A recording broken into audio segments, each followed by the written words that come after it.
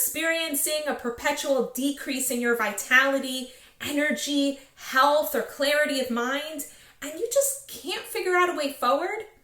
I'm Hannah Mason, Vitality Coach, and in this video series, we're going to be exploring all of the things that block us from experiencing incredible vitality in our lives.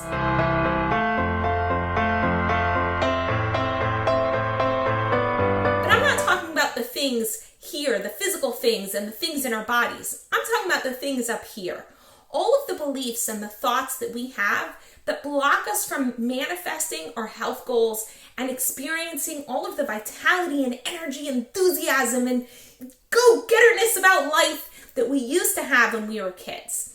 And if you're looking for that too, so I highly recommend you stick with us throughout this video series and watch me addressing a whole slew of these beliefs. But if you want to actually address every single one of these beliefs, one after the other, you gotta go to my website and fill out the health video. If you go to hannahmason.com/health quiz, you'll be able to fill out a quiz. It's gonna take you like 5 minutes. It's super fast. And you'll be able to understand what are the thoughts that are getting in your way. What are the things that are blocking you from going after your health goals and from feeling healthy in general? The reason I want you to take this quiz is because for most of us, the beliefs that most block us from going after what we want and being able to manifest the lives of our dreams are sitting in our subconscious. We're not even aware we believe them. I had a client dealing with obesity who believed that skinny people are shallow. And it took us like a few weeks to be able to lift up that belief and get it to the surface. And as soon as she looked at it, she started realizing, wow, if I believe that skinny people are shallow, I'll do everything in my power to make sure I never get skinny. And it also required a reframing on her part so that she could really go after experiencing not just a lean body, but also the health and the vitality that came with that. And that was really exciting for her. So for you, I want you to experience the same thing, but you can do it, boom, in a heartbeat by very quickly filling out the survey. And I'm going to present you with the core beliefs that people have that block them from experiencing the vitality that they want to experience in their lives. So go to my website, hannahmason.com/health quiz, and fill out that health quiz. And then come back and watch this entire video series where I'm going to be taking you step by step through looking at a whole slew of these beliefs and how you can reframe your thinking or question your thinking and come up with new perspectives on all of these different health topics. And today what I want to do is bring up the number one most painful belief that I think people are dealing with today. The one that is actually making so many people experience not only weight gain, not only decrease in energy, but just like kind of total body breakdown. And that belief is exemplified by a client of mine. I'm going to name him Bob. And Bob is in his 70s, and I actually met him in a health food store. And he really wanted to experience better health, and he had gone from one physician to the other, and he even went to see like a nationally certified dietitian and wasn't losing any weight, and came to the conclusion that losing weight is super, super hard, and that he was never going to be able to run again and experience youthfulness and vitality that he really wants in his life. And he's in his 70s, and the challenge that he has is that he's watching lots of people around him who are getting heart disease and diabetes, and they're all gaining weight, and they feel like their bodies are falling apart. And so he's kind of come to the conclusion that this is something that comes with age. And that's something that I see in my parents and their generation.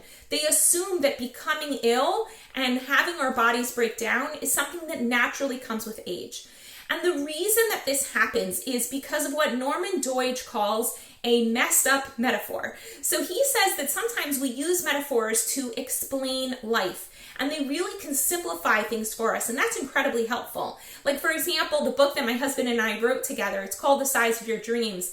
And my husband likes to say that it's like Dead Poet Society meets Think and Grow Rich. Now, obviously, we can't describe an entire book and all of the plot lines and the amazing characters and all of the growth that they go through in one sentence. But that one sentence gives you a little bit of information and gives you an idea and a taste of what the book is about. And that's okay, as long as you don't confuse the metaphor with the real thing. If somebody opens up the book and they're waiting for Robin Williams to pop off the page because they were told that this book is like Dead Poet Society and where's the dead poet, and where's all of the poetry? They get so frustrated. Or if they're expecting Napoleon Hill to come walking across the pages of the book and only find that a very small percentage of his teachings actually make it into the content, oh my goodness, are they gonna flip out, right? But that's not what we expect when we pick up a book like that. We're just like, oh, we have an idea of the genre, and now I'm really curious to see what is this original work. So the same thing is true of your body. You have this metaphor that your body is like a machine. This is a metaphor that the medical establishment came up with over the past 100 years since the industrial era came into play. And they were like, oh, machines, this is this interesting thing we're curious about, and we understand that machines have lots of different parts that all work together to make this incredible whole, and that machines are something that we need to maintain so that they don't totally break. That being said, although our bodies also have all these different parts, and although there are things that need repair and constant maintenance in our bodies are not machines. It's a nice metaphor, but if we believe that our bodies are actually machines, then we make all sorts of faulty assumptions. And one of the assumptions I see, particularly people in the West, particularly those in their 60s and 70s and 80s, is that they assume that the entropy, that the going towards chaos and breakdown that we see in machines is bound to happen in people too.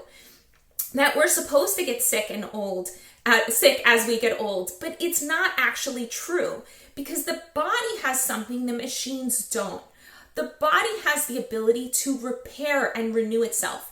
You're creating hundreds of new cells at the same time as you're watching this video. Machines don't do that, right? And you have this incredible immune system that's constantly addressing all of the different challenges that your body's facing. You also have neuroplasticity in your mind. Your mind is literally able to rewire itself constantly. Just as you're watching this video, if you learn something new, you're going to be rewiring your brain. Machines aren't like that. Once you wire them, they're stuck unless you physically go in and rewire them. And every time you do that, you actually kind of break the machine down further, right? And you can add new parts, but it's not like a human body that's constantly refreshing itself. You have incredible capacity to heal. But as long as you believe that you're just bound to get more and more broken down as you age, guess what?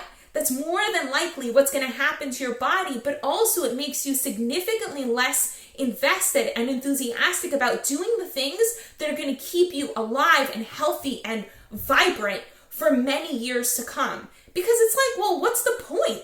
If I'm bound to get cancer anyway as I age, well, then what's the point?